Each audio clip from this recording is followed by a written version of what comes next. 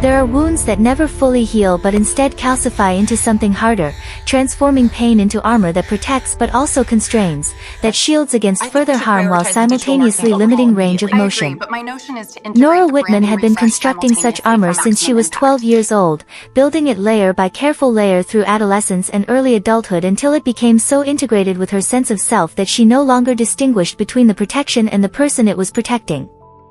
She was 36 years old now, sitting in the corner office of Whitman and Associates, a consulting firm she'd founded 7 years earlier that specialized in organizational culture transformation, helping companies identify and remedy toxic workplace dynamics, dysfunctional team structures, communication breakdowns that created both human suffering and operational inefficiency. The firm had grown faster than she'd anticipated, from just herself working from a spare bedroom to a team of 23 consultants occupying an entire floor of a renovated warehouse building in the city's revitalized industrial district. They were profitable, respected, mentioned in industry publications as innovators in their field. Clients valued their work because it produced measurable results, reduced turnover, improved employee satisfaction scores, enhanced productivity metrics. But what clients didn't know, what her employees didn't know, what the journalists who occasionally interviewed her about her approach to workplace culture didn't know, was that Nora's expertise in toxic environments came not from academic study or professional training but from intimate personal experience with psychological cruelty and its lasting effects. She understood dysfunctional power dynamics because she'd been subjected to them for 3 formative years when such dynamics imprint themselves on developing identity with permanent force. She knew how subtle exclusion worked because she'd been its target. She understood how authority figures fail to intervene because she'd watched teachers look away. She could identify the mechanisms by which groups normalize cruelty because she'd observed it firsthand as her middle school classmates had transformed her existence into a 3-year exercise in endurance. The bullying had started in 7th grade, though Nora could no longer remember the precipitating incident, if there had even been one. Sometimes cruelty required no justification beyond availability of target and willingness of perpetrators. She'd been quiet, which made her safe to mock without risk of dramatic retaliation. She'd been from a family with less money than most of her peers, which made her clothes and possessions subject to commentary. She'd been earnest in ways that adolescents found contemptible, still believing that hard work and kindness would be rewarded rather than exploited. And at the center of it all had been Elise Carter. Not the only participant, middle school cruelty was collaborative enterprise, required chorus as well as lead, but the primary architect, the one who set tone and established targets, whose social position made her mockery permissible and whose charisma made it seem almost justified. Elise had been everything Nora wasn't: confident, affluent, socially sophisticated, able to navigate the complex hierarchies of adolescent society with ease that seemed almost supernatural to Nora, who found those same hierarchies incomprehensible and hostile. The specific incidents had blurred in memory. Nora didn't maintain detailed catalog of particular cruelties, didn't replay individual moments of mockery or exclusion. What remained was more atmospheric: the constant low-grade anxiety of navigating school hallways, the vigilance required to avoid situations where she'd be vulnerable, the shame that had soaked into her sense of self until she'd internalized the judgment and started believing she deserved it. The feeling of being fundamentally unacceptable, of taking up space she hadn't earned, of being tolerated at best and target at worst. It had ended when they'd transitioned to high school, dispersed into different social circles, their paths no longer intersecting with enough frequency to maintain sustained campaign of mockery. Elise had moved on to other interests and other targets. Nora had found different, smaller social group of similarly marginalized students and had learned to make herself even quieter, even less visible, armoring herself through strategic invisibility. But the effects hadn't ended. They'd just changed form, metamorphosing from acute pain into chronic influence, shaping how Nora moved through the world even decades after the original experiences. The second-guessing before speaking in meetings, the assumption that her ideas would be dismissed, the hypervigilance about how she was being perceived, the difficulty accepting compliments or acknowledging her own competence, all of this traced back to those 3 years when her core identity had been forming and the consistent message she'd received was that she was worthy of contempt. Ironically, that same history had also contributed to her success. The survival strategies she'd developed, careful observation of social dynamics, ability to read subtle power plays, understanding of how groups could become toxic, commitment to creating environments where such toxicity wouldn't flourish, these had translated directly into professional expertise. She'd built a career partly as extended response to her adolescent powerlessness, creating workplaces where people like her younger self would be protected rather than targeted. Her employees admired her calm authority, the way she could walk into chaotic organizational situations and impose order through sheer force of clarity and competence. What they experienced as natural leadership was actually carefully constructed performance, maintained through constant internal management of the anxiety that still told her she didn't deserve to occupy positions of authority, that eventually someone would recognize her as the target she'd been at 12 rather than the leader she'd become at 36. On a Tuesday afternoon in late September, Nora was reviewing candidate files for a senior consultant position they were looking to fill. The role required someone with experience in organizational psychology, demonstrated ability to work with resistant clients, and the kind of personal gravitas that would allow them to credibly advise executives about culture change. They'd received 43 applications, which her HR manager had screened down to 8 strong candidates worth interviewing. Nora opened the first file and began reading.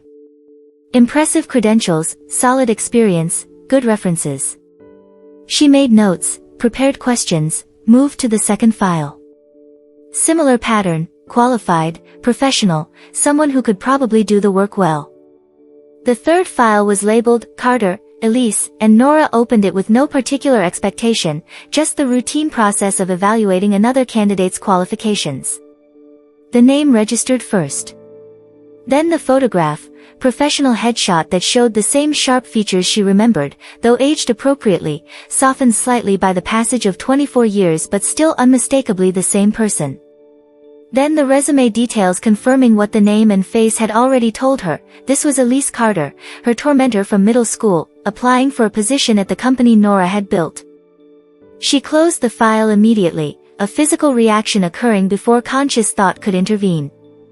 Her chest had tightened, breathing had become slightly more difficult, her hands had developed a faint tremor, physiological responses to threat even though the threat existed only in memory and the person triggering those responses existed now only as PDF document containing work history and professional references.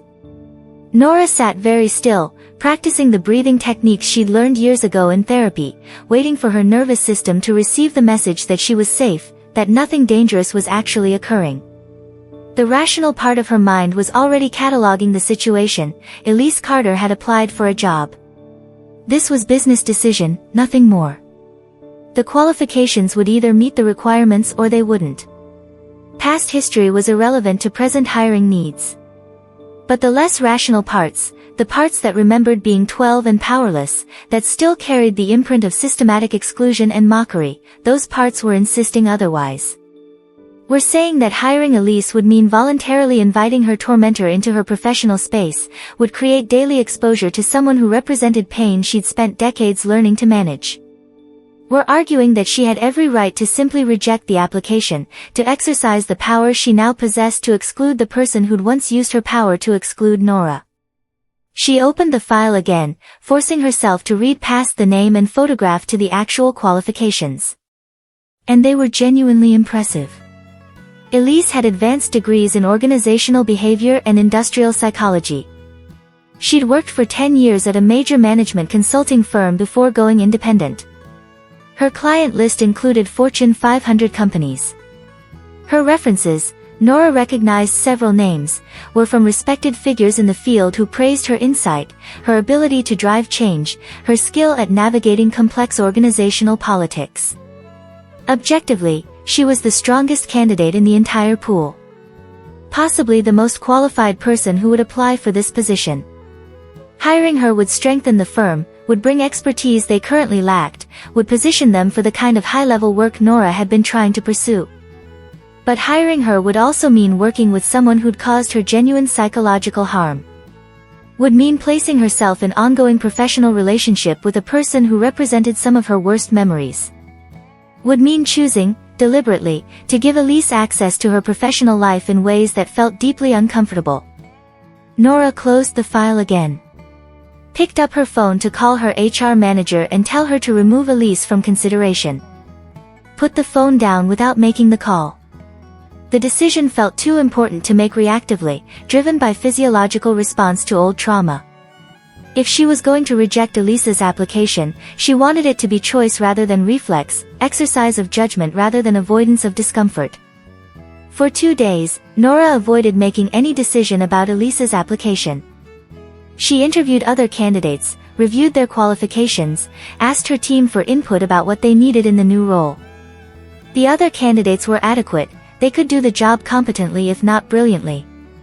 Hiring any of them would be defensible choice, would fill the position without creating complications.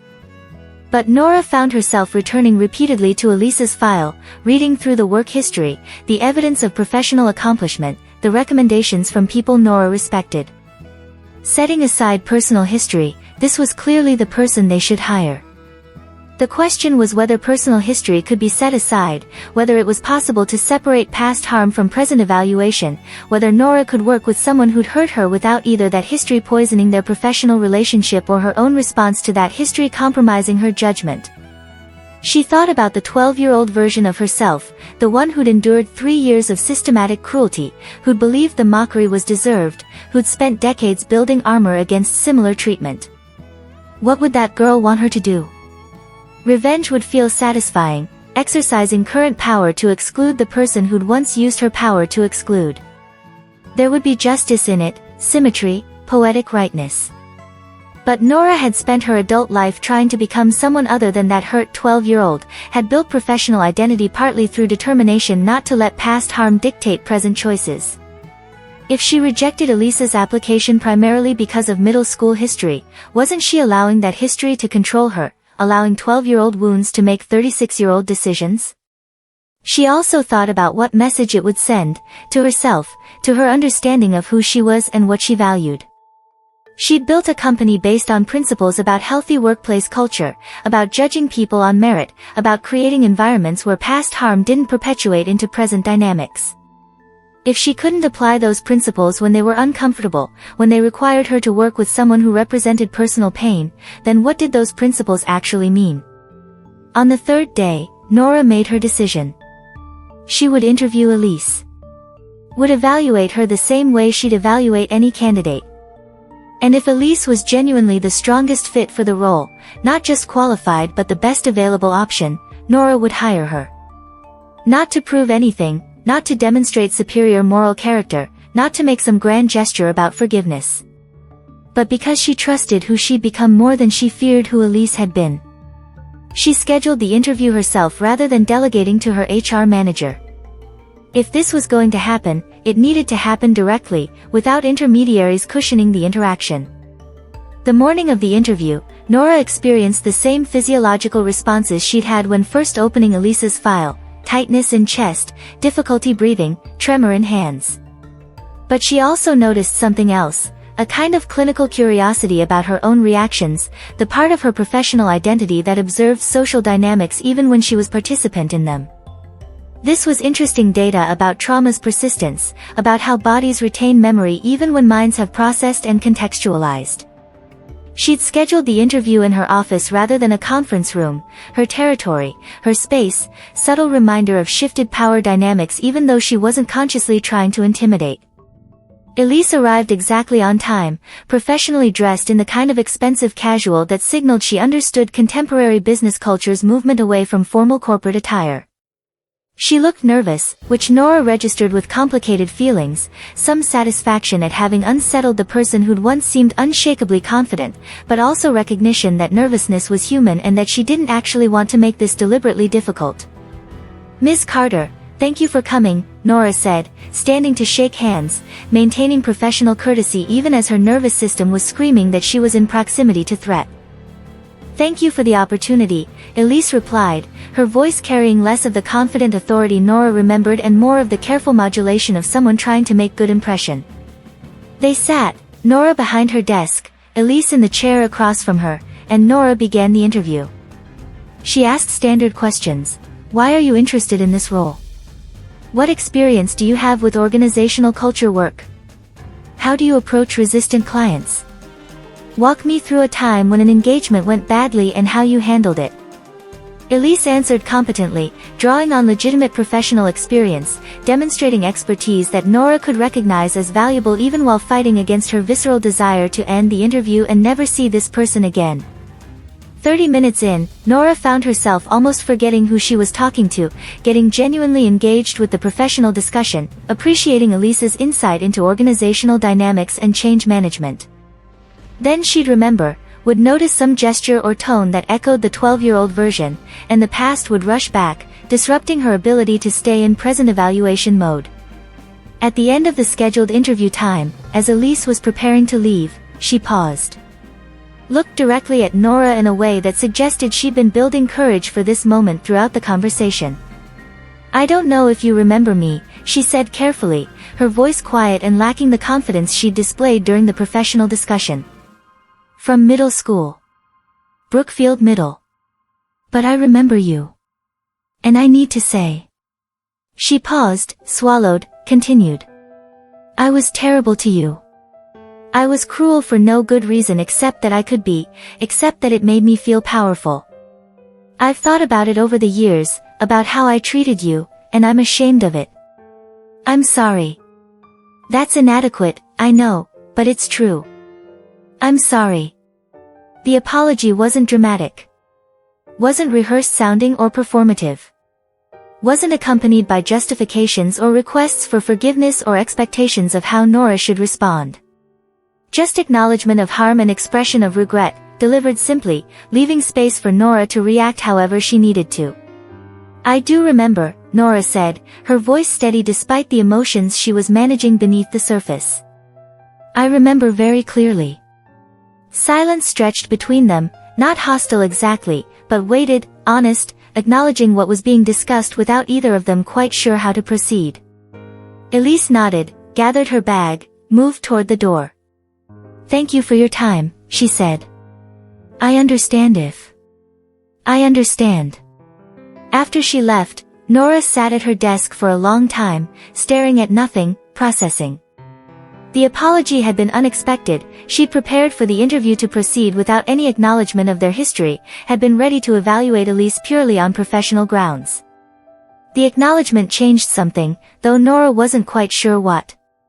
It didn't erase the past harm, didn't make the memories less painful. But it did confirm something Nora had suspected, that Elise at 36 was not the same person who'd been cruel at 12, that she developed some degree of moral awareness, that she carried her own regrets about past actions. Did that matter? Should it matter? Nora didn't know. That evening, Nora made her decision. Not impulsively, not driven by emotion, but through deliberate consideration of what would best serve her company and, more importantly, what would best serve her own sense of who she was and who she wanted to be. She hired Elise. Not to prove moral superiority, not to demonstrate that she transcended past hurt, not to make some grand gesture about forgiveness. But because Elise was genuinely the most qualified candidate, and because Nora refused to let 12-year-old wounds make 36-year-old business decisions. She'd built this company partly as response to the powerlessness she'd felt in middle school, had created an environment where toxic dynamics were identified and addressed. Allowing past harm to compromise present judgment would betray the principles she'd built the company on. But she also hired Elise because she'd realized something during that interview, during the apology that had been delivered simply and honestly, holding on to the power to exclude, maintaining the option to punish Elise for past cruelty, keeping that person from middle school alive in her decision-making, that was its own kind of prison. It meant she was still defined by what had happened to her at 12, still organized around that harm, still letting it dictate her choices even 2 decades later. Hiring Elise was act of reclaiming control. Not control over Elise. Nora didn't need to control her, didn't need to punish or forgive or enter into any particular emotional relationship with her. Control over herself, over her own choices, over the question of whether past trauma would continue shaping present decisions. She called Elise that evening to extend the offer. Elise accepted with evident relief and gratitude. They handled the conversation professionally, discussed start date, salary, logistics. Neither mentioned the apology or their history. That had been acknowledged, didn't need to be continually revisited. Elise's first day was awkward for both of them in ways that had nothing to do with professional competence. Nora introduced her to the team, outlined her responsibilities, gave her the same onboarding materials any new senior consultant would receive. But underneath the professional interaction was awareness of their history, the strange reversal where someone who'd once had social power over Nora now reported to her, where past tormentor was now subordinate. Nora watched carefully for any signs of the behavior she remembered, the casual cruelty, the subtle mockery, the social manipulation. But what she observed instead was someone who worked hard, treated colleagues respectfully, demonstrated genuine expertise in her work. Elise was quieter than Nora remembered, more careful, as if she too was conscious of the strangeness of their situation and was being deliberately cautious about not recreating past dynamics. The power imbalance made everything complicated. Nora was Elise's boss, controlled her professional advancement, would determine raises and promotions and whether she kept her job at all. That created dependency that could easily become toxic if either of them allowed past history to infect present relationship. Nora found herself overcompensating, being more careful about feedback to Elise than she was with other employees, second-guessing whether she was being fair or whether old resentments were unconsciously influencing her judgment. 3 months in, they had their first significant professional disagreement. Elise wanted to pursue a particular approach with a difficult client. Nora thought the approach was wrong, would likely backfire, would damage their relationship with the client. They debated it in a meeting with other team members present. Elise argued her position competently, pushed back against Nora's concerns with evidence and reasoning. Nora ultimately overruled her, not because she was the boss and could, but because she genuinely believed her assessment was correct. After the meeting, Nora found herself wondering whether she'd made the decision for legitimate professional reasons or whether some part of her had enjoyed exercising authority over someone who'd once used authority over her. The uncertainty bothered her. She didn't want to be the person who used power vindicatively, didn't want past harm to transform her into someone capable of cruelty just because she now had position to exercise it. She called Elise into her office that afternoon. "The client strategy," she said without preamble. "I overruled you. I want to make sure you understand why, and I want to make sure I'm not." She paused, uncertain how to articulate what she was concerned about. Elise seemed to understand without complete explanation. "You're worried you made the decision because of history rather than judgment," she said quietly. "Yes. I don't think you did. I think you disagreed with my approach on legitimate professional grounds. And even if there was some unconscious influence from our past," she paused, careful about how to phrase this. "I mean, that wouldn't be surprising. That wouldn't make you a bad person. It would make you a human person dealing with complicated situation." The conversation was strange, honest in ways that professional interactions rarely were, acknowledging tensions that usually remained unspoken. They talked for 40 minutes about how to navigate their particular dynamic, how to separate past from present, how to maintain professional relationship when so much personal history existed underneath. "I appreciate you hiring me," Elise said eventually. "I know it wasn't an easy decision. But I also want you to know, I don't need you to forgive me for middle school. That's not a requirement of our working relationship. You can hold whatever feelings you have about that, can maintain whatever distance you need. I just want to do good work here and not make things harder than they already are." Nora felt something release in her chest, some tension she hadn't fully recognized she'd been holding. Permission not to forgive, not to pretend the past didn't matter, not to perform some grand gesture of reconciliation, that felt more valuable than apology had. "Thank you," she said, "for understanding that." 6 months after hiring Elise, Nora realized something had changed in how she experienced her own authority. The constant second-guessing had diminished, the voice that told her she didn't deserve leadership position had quieted, the hypervigilance about how she was being perceived had eased into something more like appropriate professional awareness rather than anxious monitoring. She'd been discussing this with her therapist, someone she'd been seeing for years to manage the lasting effects of her middle school experiences, and they'd identified that hiring Elise had been a form of exposure therapy. Not intentionally, but effectively. By choosing to work with someone who represented her childhood powerlessness, by succeeding at maintaining appropriate professional boundaries and authority despite that history, Nora had demonstrated to herself that she was no longer the vulnerable 12-year-old who could be victimized by someone like Elise. The power dynamics had fundamentally shifted, and that shift had been more therapeutic than any amount of talking about past trauma had been. Nora was the one with authority now. Elise was the one navigating carefully to maintain good standing.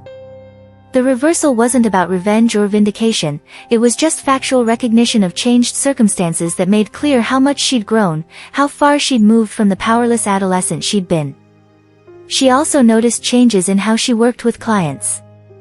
The organizations she consulted for often had bullying dynamics, toxic power structures, people using authority to diminish others. She'd always been skilled at identifying these patterns, but now she found herself intervening with more confidence, more willingness to confront powerful people who were creating harm. The work with Elise, maintaining appropriate authority while managing complicated personal history, had given her practice at holding power without abusing it, at being firm without being cruel. 8 months in, Elise asked for meeting. They'd established routine of brief check-ins every few weeks, professional updates that kept Nora informed about Elise's work without requiring excessive management. This meeting felt different. Elise had requested it specifically, had suggested they go off-site to coffee shop rather than meeting in the office. They sat in corner of independent cafe 3 blocks from their office, coffee between them, noise of other conversations providing cover. Elise was visibly nervous, doing that thing where she kept starting to speak and then pausing, gathering courage. "Just ask," Nora said, not unkindly. "Whatever it is." "Why did you hire me?" Elise said finally. "I know the professional reasons. I was qualified, had relevant experience. But, you didn't have to. You could have found someone almost as qualified who didn't come with complicated history. So why?" Nora considered the question. She'd asked herself variations of it dozens of times since making the decision, had examined her motivations from multiple angles trying to understand whether she'd made choice for healthy reasons or as form of self-sabotage or as some complicated psychological working out of trauma. "Because I trust who I've become more than I fear who you used to be," she said finally. "And because I didn't want to be a person whose decisions are still controlled by 12-year-old wounds. I've spent 24 years building life where I'm not that powerless kid anymore. Rejecting your application because of middle school would have meant I'm still her, still organized around that harm, still letting it dictate my choices." Elise nodded slowly, processing. That's really healthy actually. Or maybe really brave. I'm not sure which. It wasn't about being brave. It was about refusing to be controlled by past. You hurt me, yes. That was real. But keeping you out of my professional life, maintaining power to exclude you, that would have meant you still had power over me, just different kind. I wanted to take that power back. And have you? Elise asked quietly. Taken it back? Nora thought about it. The anxiety she'd felt initially when reviewing Elise's application, the physical responses of tension and fear, those had largely subsided. She could work with Elise without constant awareness of their history, could evaluate her work on its merits rather than through lens of past harm. The memories hadn't disappeared, but they'd lost their grip on her present functioning. "Yes," Nora said. "I think I have." They sat in silence for a moment, both processing what had been said. Then Elise spoke again, voice even quieter than before. "I want you to know, the person I was then, the one who was cruel to you, I don't recognize her anymore. I don't mean that as excuse or as way to distance myself from responsibility. I did those things, they were my choices, I own that. But I've spent a lot of time thinking about why, about what was happening in my own life that made hurting someone else feel necessary. And working here, working for you, seeing person you became, it's been form of accountability I didn't expect. Every day I come in and see you being kind person in position of authority, treating people with respect even when you don't have to, I'm reminded of how I failed to do that when I had social power. It's been educational. Uncomfortable, but educational." Nora didn't know what to say to that. She hadn't hired Elise to teach her lesson, hadn't intended their working relationship to be form of punishment or education or anything beyond professional collaboration. But if Elise was deriving some form of moral growth from the experience, Nora supposed that was additional benefit, unintended but not unwelcome. "I'm not trying to absolve you," Nora said finally. "I'm not saying everything's fine now or that we're friends or that past harm has been erased. But I can acknowledge that you're a different person than you were at 12. We both are. And I can work with who you are now without needing to punish you for who you were then. Is that forgiveness?" Elise asked. "I don't know," Nora answered honestly. "I don't think I've forgiven you in sense of releasing all resentment or deciding past harm doesn't matter. But I've decided it doesn't get to control present anymore.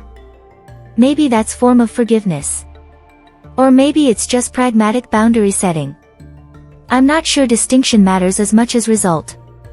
They finished their coffee and returned to work. The conversation had been important, had clarified something about their dynamic and about what each of them needed and didn't need from the other. But it hadn't dramatically transformed their relationship. They remained boss and employee, former victim and former perpetrator, finding way to collaborate professionally despite complicated history. A year after hiring Elise, Nora was leading leadership development workshop for executive team at Fortune 500 company. The topic was creating psychologically safe workplace culture, and she was discussing how leaders needed to model vulnerability, needed to acknowledge mistakes, needed to create environment where people could admit uncertainty without fear of punishment. One of the executives, older man who'd clearly been marinated in traditional command and control leadership philosophy, pushed back. "But doesn't that undermine authority? If I'm constantly acknowledging mistakes and showing vulnerability, why would my team respect me?" Nora thought about Elise. About the choice to hire her despite every instinct screaming that it was a bad idea. About maintaining appropriate professional authority while also being honest about complicated dynamics. About exercising power without abusing it, about holding people accountable while also allowing for growth. "Authority doesn't come from pretending to be invulnerable," she said. "It comes from demonstrating judgment, consistency, fairness. From being honest about limitations while also being confident about strengths. Real authority, sustainable authority, comes from being person others trust to use power responsibly, not from performing invincibility." She was thinking about herself as much as the executive. About how her own authority had been built partly through proving she wasn't the powerless child she'd once been, but also through learning that power itself didn't need to be wielded as weapon. That being in position of authority didn't require being authoritarian. That she could be boss, could make decisions, could exercise power, without recreating the toxic dynamics she'd experienced as victim. Hiring Elise had been test of that understanding. Could she hold power over someone who'd once held power over her without that relationship becoming toxic? Could she evaluate fairly, give feedback constructively, make difficult decisions, all while managing complicated personal history? Could she be a kind person in position of authority, even towards someone who hadn't been kind to her when their positions were reversed? The answer, she discovered, was yes. Not easily, not without ongoing conscious effort, but yes. And that capability felt more valuable than any revenge or exclusion could have been. It meant she'd genuinely transcended past harm rather than just carrying it forward in different form. She'd also learned something about forgiveness that contradicted most cultural narratives about it. Forgiveness wasn't primarily about other person, wasn't generous gift you gave to someone who'd harmed you, wasn't moral achievement that proved your superior character. Forgiveness was about yourself, about refusing to let past harm continue controlling present choices, about taking power back from people and events that had wounded you. Not forgetting, the memories remained, the history hadn't been erased. Nora still sometimes felt that tightness in her chest when something reminded her of being 12 and powerless. But forgetting wasn't the goal and wasn't necessary. The goal was preventing past from dictating future, was making choices based on who she was now rather than who she'd been then. Elise still worked for her. They developed functional professional relationship, not friendship but mutual respect. Elise continued to demonstrate competence, Nora continued to evaluate her fairly. The history existed between them as acknowledged fact that didn't need constant discussion or working through. They'd found way to collaborate despite it, and that felt sufficient. 2 years after hiring Elise, Nora was offered opportunity to sell her firm. Large consulting company wanted to acquire them, would keep Nora on as division head, would expand their reach significantly.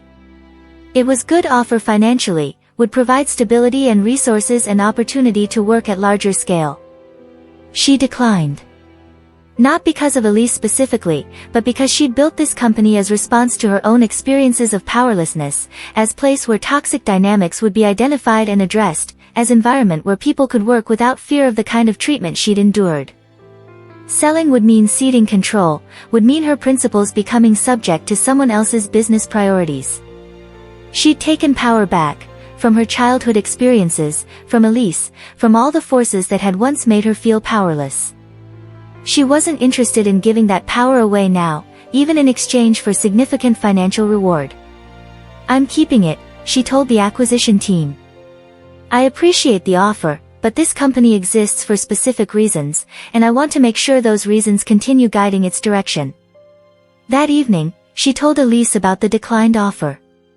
They were still in pattern of occasional off-site conversations, check-ins that allowed for more honest discussion than office context permitted.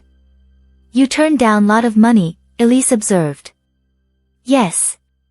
Because this place means something beyond profit. Because I built it partly as response to being powerless, and selling would have been giving up some of that power I fought to build. Because I trust my own judgment about how to run this company more than I'd trust someone else's." Elise nodded slowly. "Then, I think that's when I finally understood how much I hurt you. Not when you hired me, not even during all our professional interactions. But just now, hearing you say you built all this partly as response to what people like me did to you. Understanding that your entire career trajectory was shaped by trying to create something different than what you experienced. That's significant impact. And I contributed to it. Not in good way, but informative way." "Yes," Nora said simply. "You did. Does it help?" Elise asked. "Knowing that the harm you experienced led to something valuable. Does that make it feel worth it, or does that just add insult to injury?" Nora considered. She'd thought about this question many times, whether her professional success somehow justified or mitigated the earlier harm, whether being able to transform wound into meaningful work made the wound less significant. "It doesn't make it worth it," she said finally. "I'd rather have had kind adolescence and built career for different reasons. But given that harm happened, given that I can't change it, I'm glad I found way to transform it into something productive rather than just carrying it as pure damage. That's not the same as being glad it happened. It's just making best of what is." "Fair distinction," Elise said. They finished their conversation and returned to their separate lives. The relationship would continue, professional collaboration that acknowledged complicated history without being defined by it. Neither forgiveness nor revenge, but something more nuanced, recognition that past harm had occurred, that present person was different from past person, that working together was possible without requiring either complete reconciliation or ongoing animosity. Forgiveness isn't forgetting, it's choosing who holds power over your future. This is what Nora learned through hiring Elise and maintaining professional relationship despite painful history, that forgiveness is fundamentally about power and control, about refusing to let past harm continue dictating present choices, about taking back authority over your own life from people and events that wounded you. Most narratives about forgiveness frame it as generous gift you give to people who've harmed you, moral achievement that demonstrates superior character, spiritual practice that frees you from burden of resentment. And there may be truth to some of that. But the deeper truth, the one that matters more for actual psychological functioning, is that forgiveness is primarily about yourself, about whether you'll continue organizing your life around old wounds or whether you'll choose to make decisions based on who you are now rather than who you were when you were hurt. Nora could have rejected Elise's application. Would have been justified in doing so, would have had good reasons beyond just vindictiveness. Working with someone who represents significant childhood trauma is legitimately difficult, creates complications that wouldn't exist with other candidates. And excluding Elise would have felt good in immediate term, exercise of power over person who'd once had power over her, form of justice however small. But it also would have meant that 12-year-old Wound was still controlling 36-year-old decisions. Would have meant Elise still had power over Nora, just different form of power, power to prevent Nora from hiring the most qualified candidate, power to compromise Nora's professional judgment, power to make Nora someone who let past harm dictate present choices. Hiring Elise, and then successfully maintaining appropriate professional relationship with her, took that power back.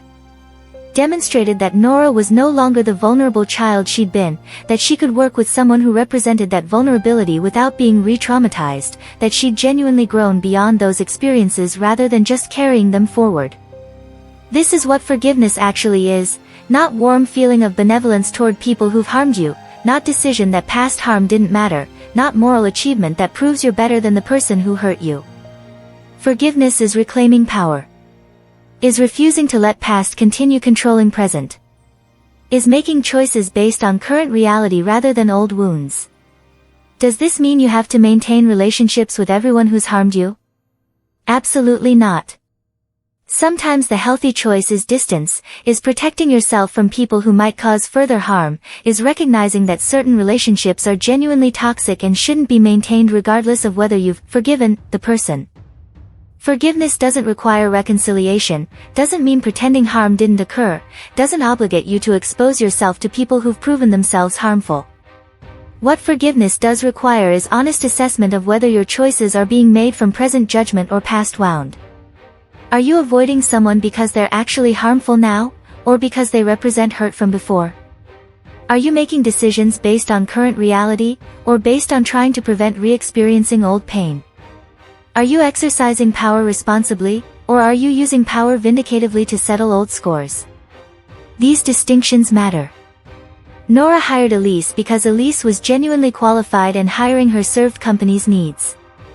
If Elise had been less qualified, if hiring her would have compromised company quality, if maintaining professional relationship proved impossible, then not hiring her would have been legitimate business decision rather than exercise of unresolved trauma. The point isn't that you always have to work with people who've harmed you. The point is that when you choose not to, it should be for present-focused reasons rather than past-focused ones. You don't have to forgive everyone who's hurt you. You don't have to maintain relationships with people who've caused harm. You don't have to perform generous benevolence toward those who've wronged you. But you do have to examine whether your wounds are controlling your choices, whether past harm is shaping present decisions in ways that serve you or limit you, whether you're still organized around old hurts or whether you've genuinely moved beyond them. Because here's the truth Nora discovered: carrying resentment, maintaining power to exclude, holding on to right to punish, these feel like strength but function as prison. They mean you're still defined by what was done to you, still shaped by harm inflicted by someone else, still giving that person and that experience authority over your life.